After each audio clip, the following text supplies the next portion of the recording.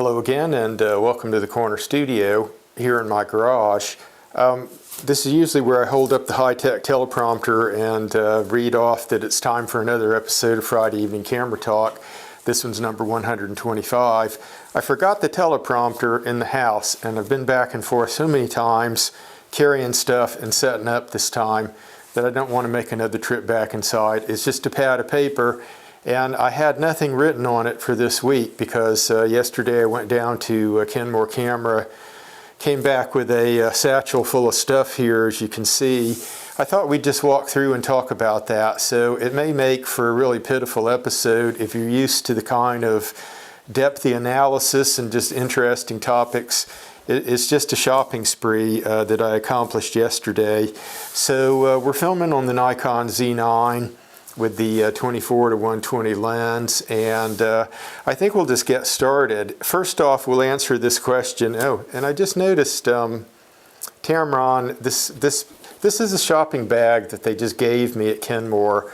I didn't agree to like mention Tamron lenses in exchange for the bag. It is just a shopping bag, but it's kind of a nice quality one. But I hadn't noticed till I plunked down here. It says the best lenses make the best photos. I wonder, did they pay an outside agency to come up with that slogan, or did Tamron sitting around a table create it themselves? Just a point of curiosity. I don't know that I'll ever know, but I tell you what, let's just get going on this, and I'm not even probably in the title going to put any search terms down tonight, because I think I'll just call this Friday Evening Camera Talk number 125, and we'll keep our regulars here and not try to fish for any new people.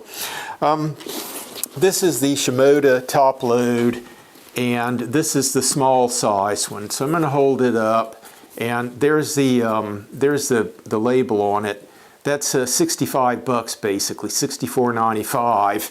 And I've got the medium that I introduced a while back on the channel, and I'm trying to be careful with this because it's heavy. It's got the wife has taken this medium over. I may have mentioned that, but she totes her Z8 now. Since she kicked the ZR out, she reconfigured, and it's got her Z8 in here with the 28-400 lens and some other stuff at the bottom. I don't want to like dump it out, but you can see that the Z8 fits in there with the 28-400 nicely. I've mentioned that before. Usually when I was using this medium, Shimoda, I was carrying the Z8 with the 28-400 pointed downward, but she wanted to add other things to the bag, and it seems to fit. It seems to be working for her. And this is indeed a grab this as you're headed out, and you've got your extra battery and your Ceramic V-Mic mini mic that you saw and some other stuff. And you don't need a full-size camera bag if you're just expecting kind of a light day out. And I looked, by the way, as I'm putting the medium away, I looked at the large, and the large for me was too big. Same quality, same everything, and about $10 more than the medium. But if you're going to go quite that big with the top loader, I actually tried it on in the store, and it was kind of flopping around.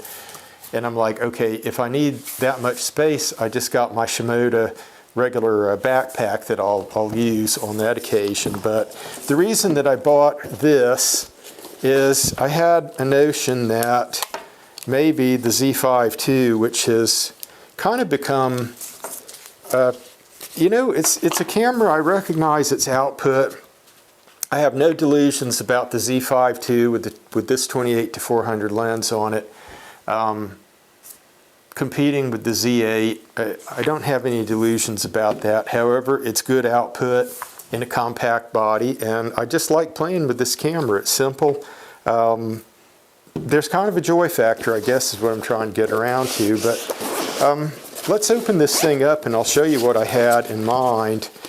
Take the strap out of there and the partition, and you see that the Z5 II, because I had this in the store and I tested it already, it just plunks down right in there, and you zip this up, and right there is your carry for the Z5 II with a respectable size lens, a 28 to 400 on it.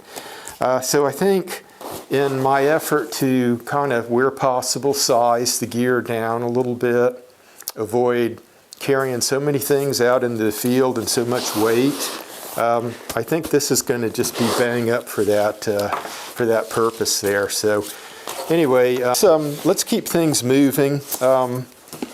I will show you the next thing, which is important for the channel.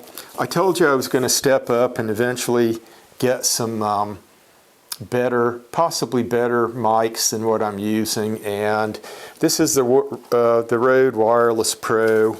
I haven't even opened this yet, haven't experimented with these mics. The next item on the list here is this Optech bag, and you say you're holding up a card, a placard, not a bag, but I'll show you. This is the placard that it came on. Price point is $20.99, and it's this item right here. And that is designed, of course, to hold a little small camera, and I'm going to show you the little small camera that I bought yesterday. I kind of splurged because I told you on the channel I was threatening the ZR and its place in our little ecosystem here between myself and the wife, and I took it down yesterday and just traded it in. So this is the swag that I ended up with after I splurged. But this is the Canon V1, and I want you to see just how compact this camera is. I told you that I had pre-ordered the black and silver version of the Canon PowerShot G7X3, which I still think that name is a mouthful. They could have simplified that, but that camera, I don't know when it's going to come in. I talked with them at Kenmore yesterday. I still left my pre-order in place, the $100 deposit that I put down, even though I just went ahead and bought this. This is an $850 price point. This is the box it comes in, the Canon V1. And this is a camera designed primarily for video. So I'll just sit it there. Maybe it's a little closer, but you can see the size of that.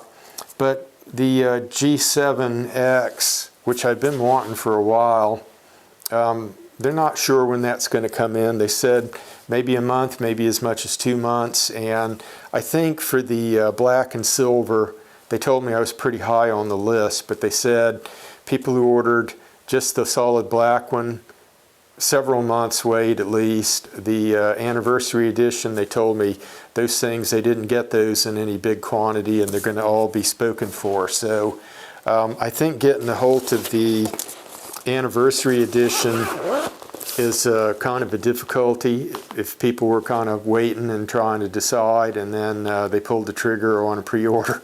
You may be waiting a while to get the anniversary edition, but I thought I'd pull the Z5 II back out real quick here, and I'm going to hold these two up just back to back so you can see the size difference here between the two cameras. So I'm going to use this camera and kind of see how I like it. And I already like the form factor. I have to tell you, I like the weight on it, the size, the form factor. If you lay hands on it, this is just an opinion, but the build quality on the Z5 II, it just feels, I won't call this kind of plasticky or cheap, because if you never worked with the Z9 or Z8 or Z5 II or even a Z52, then you think this feels fine. But if you pick this up and you're used to those other cameras that have a certain feel and heft to them, this may feel, I don't know, a little plasticky. I won't say it feels cheap because I just paid $850 for this. So you're getting up close to $1,000. It's the thing in the back of my mind is you're in the realm of interchangeable lens cameras then. But I bought this for other reasons, and I'll turn it on. And you can see this has a small form factor, it's lightweight. I have a lot of different uses in mind for this camera. I may stop using the Z5 II for overhead work, because it has always made me a little bit nervous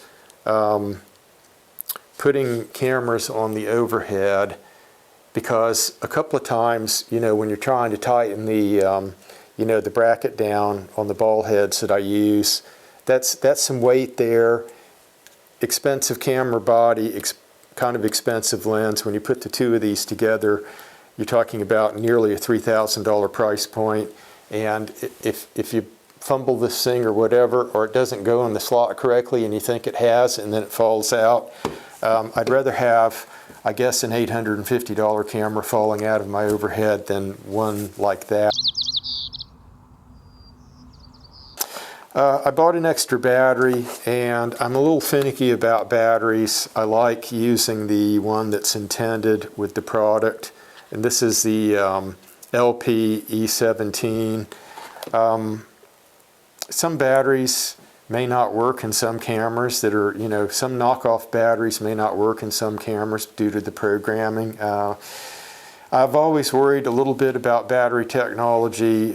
If you put it in, can it overheat? Can it cause problems? It's why I stay with the, typically the name brand. If I'm using a Nikon product, I usually buy Nikon batteries, etc. Last thing on the list here is this leash, and it's the Peak Design leash. It's the smaller strap that they make. And the wife has actually started using the other one that we have in the household with the Z8, her Z8.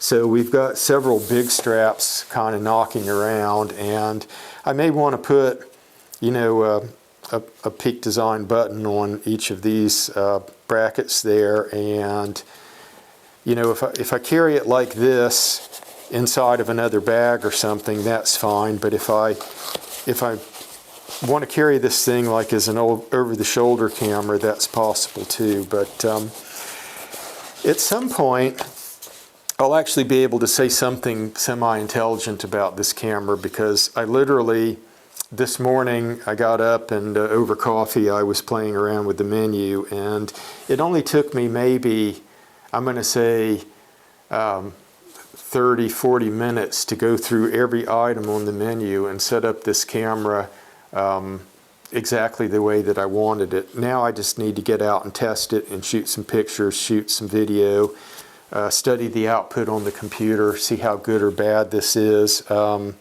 camera, before we cease talking about it, it's got, the regular, jacks here for microphone, for headphones. It's got, the hot shoe here, where you can, like plug in a shotgun mic or whatever. And it has a cooling fan, which I've gone in the menu and turned that off, so it's not coming on. I just want to test it, what's its performance here in the mild and sunny Pacific Northwest without even having the fan on for shooting video, whether that's an issue or whatever. But anyhow, I think what I'll do is, I had a couple of topics that I was going to talk about on my teleprompter that I forgot to bring out. I think we'll just kick them down the road to the next episode. And what I'll do here is just thank you guys as usual for attending, and we do hope to see you again soon in another video. So till then, take care.